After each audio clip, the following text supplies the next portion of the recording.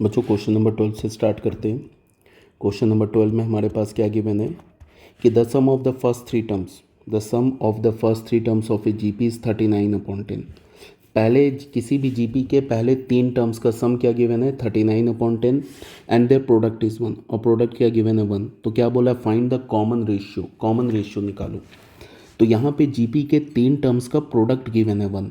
तो जब भी जीपी के टर्म्स का प्रोडक्ट गिवन होता है तो हम जीपी कैसे लेते हैं, जैसे यहाँ पे थ्री टर्म्स का प्रोडक्ट गिवन है तो हम ऐसे लिखेंगे let a upon r a r. मान लिया हमने be the first three terms of the GP. ये हमने जीपी के पहले तीन टर्म्स को ऐसे मान लिया। देन अकॉर्डिंग टू क्वेश्चन के अकॉर्डिंग इन तीनों टर्म्स का प्रोडक्ट क्या गिवन है ए अपॉन आर ए और ए आर। इन तीनों को मल्टीप्लाई करोगे तो क्या गिवन है 1। तो यहाँ से ऐसे लेने से बेनिफिट क्या होता है, ये आर कैंसिल हो जाएगा, सीधे हमें ए की वैल्यू मिल जाएगी ए क्यूब इज इक्वल्स टू 1। तो बच्चे यहाँ से ए का वैल्यू क्या मिल गया, ए का वैल्यू 1 मिल गया। तो फर्स्ट टर्म तो हमें 1 मिल गया। फिर अगेन इन तीनों टर्म्स का जो सम है A plus A R plus A R, इन तीनों टर्म्स का सम क्या गिवन है 39/10। तो यहाँ पे तो सबसे पहले ए की वैल्यू डाल दो 1। तो ये क्या हो जाएगा 1/r plus 1 plus r is equals to 39/10। तो यहाँ से जब क्रॉस करोगे तो क्या होगा 1 plus r square upon r, ये क्या मिलेगा हमें 39/10। अब क्रॉस मल्टीप्लाई कर लो तो ये क्या हो जाएगा 10 plus 10r plus 10r square is equals to 39r। ठीक है, तो यहाँ से हमें क्या मिलेगा 10r square minus 39r plus 10r and plus का 1 इज इक्वल्स टू 0। तो बच्चों यहाँ से हो जाएगा 10r square minus 29r plus 1 is equals to 0। तो अब इसको ना स्प्लिटिंग द मिडिल टर्म कर लो तो ये क्या हो जाएगा 10r square minus 25r minus 4r plus 1 is equals to 0। यहाँ से हम कॉमन क्या ले सकते हैं 5r। तो यहाँ से क्या मिलेगा हमें r माइनस 5r अगर कॉमन लेते हैं तो हमें क्या मिलेगा 2r minus 5 and minus 2 common लेते हैं तो क्या मिलेगा हमें, यहाँ पे 10 लिखा है ना, यहाँ पे 10 आ जाएगा ना, यहाँ भी 10 यहाँ भी 10। तो यहाँ से अगर हमने माइनस 2 लिया कॉमन तो क्या हो जाएगा हमें 2r minus 5 is equals to 0। तो यहाँ से हमें क्या मिल गया 5r माइनस 2 और 2r minus 5 is equals to 0। तो बच्चों यहाँ से हमें r की वैल्यू क्या मिल गई, एक तो 2/5 एंड क्या मिल गया 5/2। अब r के तो दो वैल्यूज़ मिल गए और a का तो हमें एक ही वैल्यू मिला। तो हमें दो केसेस बनाने होंगे। तो सबसे पहले केस वन में लेंगे when a is equals to 1, जब a का वैल्यू 1 है and r is equals to 2/5। तो हमारे पास सबसे पहला टर्म क्या है a अपॉन आर, a का वैल्यू 1 डाला हमने, r का वैल्यू 2/5। तो ये क्या हो जाएगा 5/2। तो पहला टर्म मिल गया जीपी का। फिर दूसरा क्या a इज इक्वल्स टू 1 और तीसरा टर्म क्या है ए आर, यही है ना। तो यहाँ पे ए आर, तो a का वैल्यू 1 और r की जगह क्या मिल गया 2/5, तो ये मिल गया 2/5। तो जीपी के तीनों टर्म्स क्या मिल गए, एक तो 5/2, दूसरा टर्म मिला हमें 1 और तीसरा टर्म हमें क्या मिल गया 2/5। तो एक तो आंसर ये हो गया केस 1 से। ठीक है, एक तो आंसर ये हो गया आर द थ्री टर्म्स। और केस 2 में आ जाओ। केस 2 में इसमें हमने बोला कि व्हेन ए का तो एक ही वैल्यू मिला है 1 एंड इस बार आर क्या मिल गया 5/2। तो आर एक का रिवर्स मिल गया ना, रेसिप्रोकल मिल गया, तो जीपी भी रिवर्स हो जाएगा। मीन्स इस बार जीपी क्या बनेगा 2/5 1 एंड 5/2। देख लेना जीपी भी रिवर्स हो जाएगी। यहाँ पे हमने क्या किया है कॉमन रेशियो रिवर्स हो गया। तो पहला टर्म क्या है ए अपॉन आर, तो ए का वैल्यू तो 1 लेंगे और आर का वैल्यू क्या 5/2, तो ये हो जाएगा 2/5। देखो पहला टर्म आ गया 2/5, इसका लास्ट टर्म है 2/5 और दूसरा टर्म क्या हमारे पास ए का वैल्यू तो है 1 और तीसरा टर्म हमारे पास क्या ए आर, तो एक is equals to 1, r is equals to 5/2। तो ये क्या हो जाएगा 5/2। तो देखो जीपी जो है हमारा रिवर्स ऑर्डर में नहीं आ गया, ये 2/5, 1 एंड 5/2, ये हमारा दूसरा जीपी आ गया। तो ये हमारा दूसरा आंसर हो गया। ठीक है, तो इसमें दो आंसर आ गए ना, एक तो हो गया 5/2, 1 2/5, एक हो गया 2/5, 1 5/2। ओके बच्चों, नेक्स्ट क्वेश्चन में क्या बोल रहा है, इसमें बोल रहा है कि the sum of the first 3 terms of a GP, GP के पहले 3 टर्म्स का सम क्या गिवन है 16, and the sum of the next 3 terms is 128, determine the first term, the common ratio and the sum to n terms of the GP. तो सबसे पहले हमने मान लिया इसको ऐसे करके, let the GP be a r square a r cube and so on. ये तो हमने जीपी मान लिया। अब अकॉर्डिंग टू क्वेश्चन में क्या बोला है कि पहले 3 टर्म का जो सम है ना वो 16 गिवन है। तो पहले 3 टर्म्स का सम 16 गिवन है, तो यहाँ पे क्या गिवन होगा, पहला term a plus A r square, ये क्या गिवन है 16। तो यहाँ पे क्या है, हमने a कॉमन ले लिया तो हमें क्या मिला 1 प्लस आर स्क्वायर, ये क्या हो गया 16। ठीक है, इसको हमने फर्स्ट इक्वेशन मान लिया।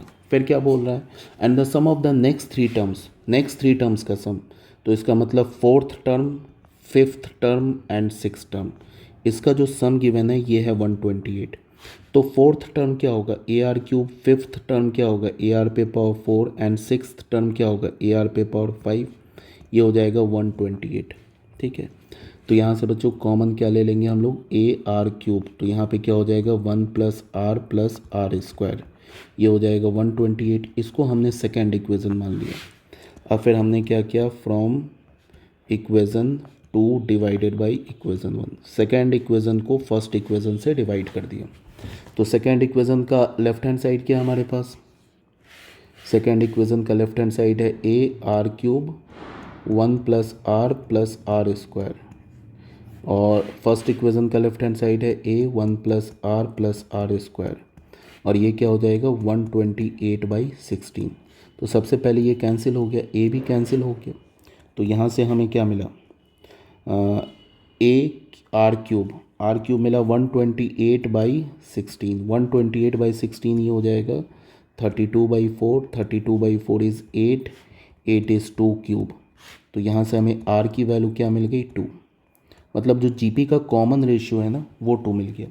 अब ये किसी भी इक्वेशन में डाल दो, चाहे फर्स्ट इक्वेशन में डाल दो, चाहे तो तुम फर्स्ट इक्वेशन में डाल दो, चाहे तो तुम सेकेंड इक्वेशन में डाल दो। आसान कौन सा है, फर्स्ट इक्वेशन, उसमें आर की जगह 2 डालो तो तुम्हें क्या मिल जाएगा ए का वैल्यू।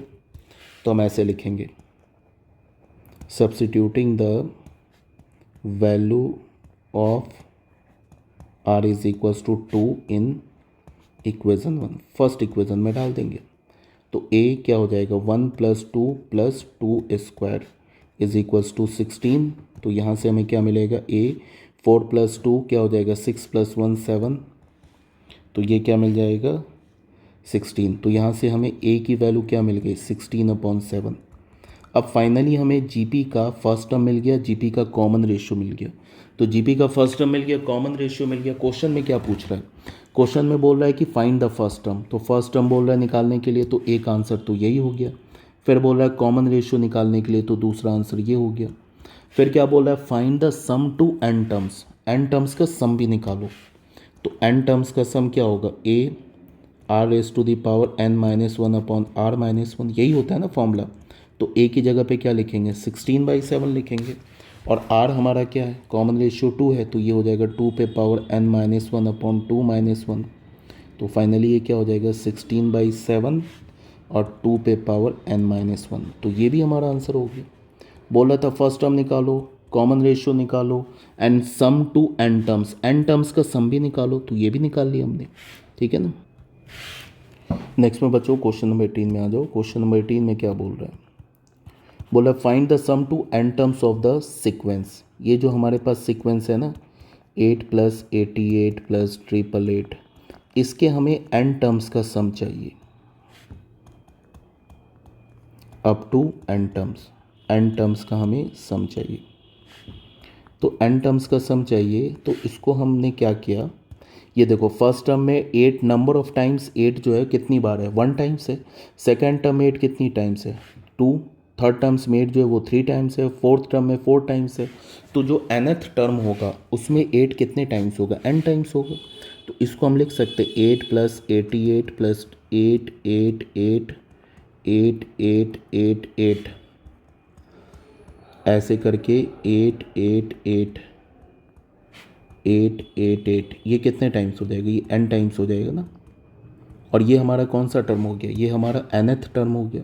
और हमसे क्या बोल रहा है सम टू n टर्म्स, इस सीक्वेंस के n टर्म्स का सम निकालो। तो हमने क्या किया सबसे पहले तो 8 कॉमन लिया तो हमारे पास क्या आएगा 1 प्लस 11 1 ऐसे आ जाएगा ना। और ये 8 n टाइम्स है इससे 8 बार निकाला तो ये 11 11 ऐसे आ जाएगा ना n टाइम्स। ये हमारा n टाइम्स हो जाएगा।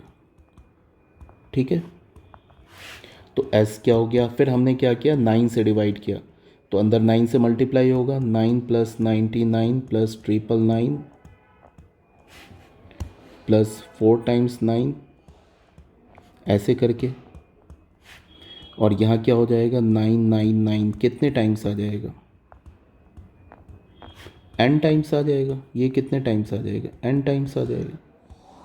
ठीक है अब तुम देखो जो सम आ रहा है वो क्या आ रहा है 8/9। और इस 9 को हम क्या लिख सकते हैं 10 माइनस 1। 99 को क्या लिख सकते हैं 10 स्क्वायर माइनस 1। 999 को क्या लिख सकते हैं 10 पे पावर क्यूब माइनस 1। फिर क्या लिख सकते हैं 10 पे पावर 4 माइनस 1 प्लस करते हुए यहाँ पे क्या होगा 10 पे पावर n माइनस 1 ऐसे ही तो लिखेंगे। ठीक है जैसे देखो ये कौन सा टर्म है फोर्थ टर्म है तो 10 पे पावर क्या आ जाएगा ये 4 माइनस 1। तो ये कौन सा टर्म है nth टर्म है तो क्या आ जाएगा 10 पे पावर n माइनस 1। तो s हमारा क्या हो गया 8/9। अब क्या किया हमने हर एक ब्रैकेट के पहले पहले टर्म को एक साथ रखा तो यहाँ पे क्या हो जाएगा ये 10 प्लस 10 स्क्वायर प्लस 10 क्यूब ऐसे करते हुए प्लस 10 पे पावर n। फिर दूसरे ये जो 1 1 है ना ये सारा सारा तो क्या लिखा -1 इससे कॉमन ले लिया माइनस। तो क्या हो जाएगा 1 प्लस 1 प्लस 1 कितने टाइम्स हो जाएगा +1 ये n टाइम्स हो जाएगा 1 बिकॉज टोटल कितने ब्रैकेट्स हैं ये n ब्रैकेट्स हैं। तो ये क्या हो जाएगा 8/9। और बच्चे यहाँ से 10 कॉमन ले लो तो क्या हो जाएगा 1 plus 10 plus 10 square and plus क्या हो जाएगा 10 पे पावर n माइनस 1 माइनस ये क्या हो जाएगा n। तो s क्या हो गया 8/9। अब बच्चे ये जो है ना जीपी में हो गया ये भी जीपी में था 10 लेने से क्या हो गया कि फर्स्ट टर्म हमारा क्या बन गया 1। 10 कॉमन लेने से फर्स्ट टर्म 1 बन गया। जीपी के एन टर्म्स का सम क्या होता है जीपी के एन टर्म्स का सम होता है हमारा a पहले 10 तो बाहर है a है 1 r क्या हमारा second term upon first term करो तो आ जाएगा क्या आएगा 10। तो r पे power n minus 1 number of terms कितने हैं n upon r minus 1 minus n। ठीक है तो s की वैल्यू हमें क्या मिल गई 8/9 और यहाँ क्या मिल गया 10/9 और यहाँ पे क्या मिला 10 पे power n minus 1 minus n। तो चाहो तो ये भी तुम्हारा आंसर हो सकता है ऐसे भी छोड़ सकते हो। और तुम फर्दर सिंप्लीफाई करना चाहते हो तो ये डिनोमिनेटर से 9 को बाहर करो तो 8/81 हो जाएगा। और यहाँ क्या बचेगा 10 और यहाँ बचेगा 10 पे power n minus 1 minus 9n। Further और सिंप्लीफाई करना चाहते हो तो 8/81 इसको मल्टीप्लाई करोगे तो 10 पे पावर n प्लस 1 और ये क्या हो जाएगा -9n माइनस 10। आंसर ऐसे भी छोड़ सकते हो। ठीक है ना।